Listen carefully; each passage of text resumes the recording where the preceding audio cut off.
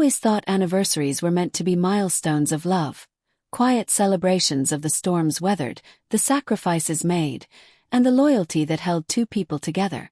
But on the night of my 18th anniversary with Claire, the woman I believed was my soulmate, I found myself staring at a wine glass, the liquid inside shimmering under the soft light of the chandelier, wondering if it was poisoned. Not poisoned to kill me. No, Claire wasn't that kind of woman, or so I thought.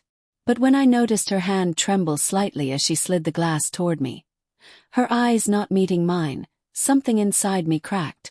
It was subtle, easy to miss if you weren't looking. But after 18 years of marriage, I knew her every twitch, her every tell. And this wasn't nerves. This was something darker. We'd been sitting across from each other at the table she had meticulously set. Candles, our wedding china, and a meal she claimed to have cooked herself. But I noticed the delivery bags hastily shoved under the sink when I came home. I said nothing. I was too busy trying to shake off the unease that had been growing in me for months. Claire had been distant lately.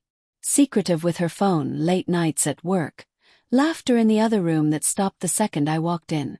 The old, comforting warmth in her eyes had been replaced by something cold, something evasive.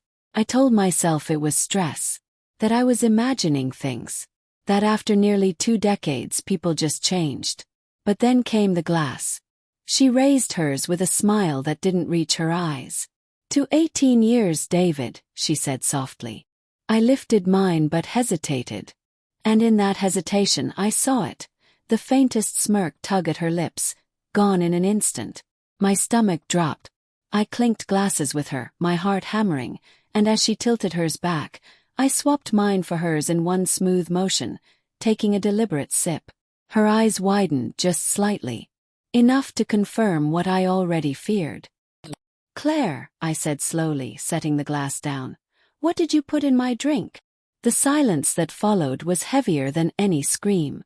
She didn't answer right away, just sat there, her knuckles white around the stem of her glass, her lips pressed into a thin line. Finally she sighed, her shoulders slumping. "You weren't supposed to notice." That sentence, the casual cruelty of it, burned hotter than fire. I leaned forward, my voice shaking. "What did you do?" Her eyes flicked up to mine, and for the first time, I saw no trace of love in them. Only annoyance. "Nothing that would kill you," she said. "Just something to help you sleep. I needed you out of the way tonight." "Out of the way," I repeated, my throat tightening. And then it hit me.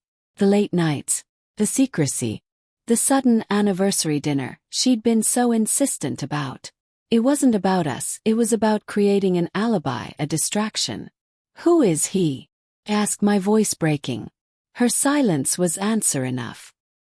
The betrayal settled over me like ice water, each breath cutting my chest.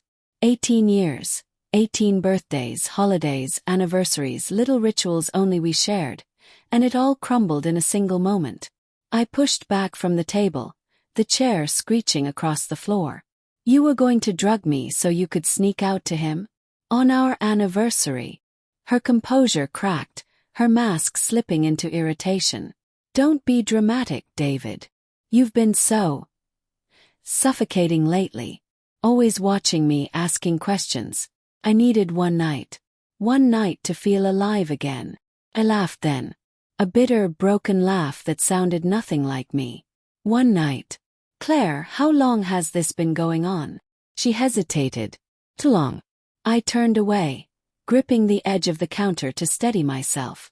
Rage, grief, and disbelief collided inside me, leaving me hollow. She stood then, her voice rising. "You don't understand. You've become predictable, boring. You go to work, you come home, you sit in your chair. I needed more." I spun around, my chest heaving. "And so your solution was to drug your husband?" Her eyes narrowed. "You wouldn't have let me leave otherwise." The words cut deeper than any knife.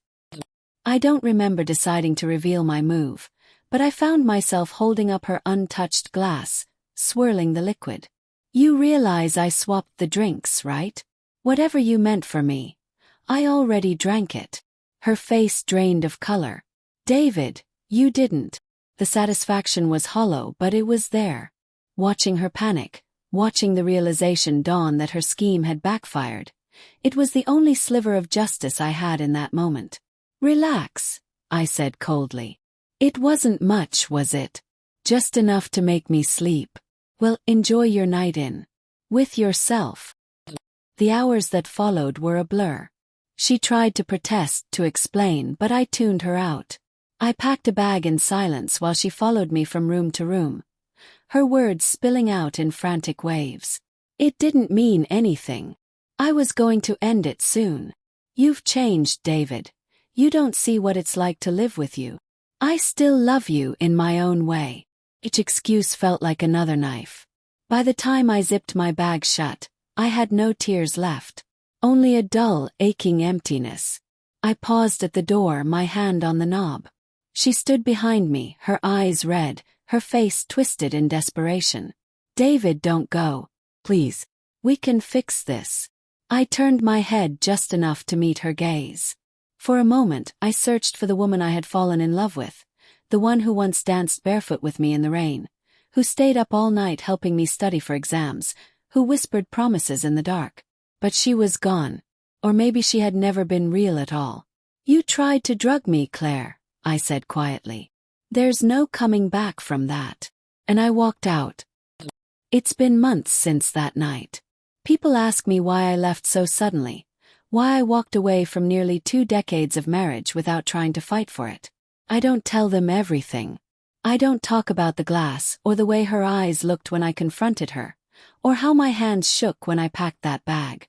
What I do say is this: trust is the foundation of any marriage. Once it's poisoned, even by something as small as a pill in a glass of wine, it can never be restored. I thought our 18th anniversary would be a celebration of love. Instead, it was a funeral for everything I thought was real. And though it still hurts, though the nights are lonely and the silence is loud, I'd rather live with that pain than sleep beside someone who saw me as an obstacle instead of a partner. Because love, real love, doesn't come with powder at the bottom of a wine glass. Comes with truth. And Claire had none left to give.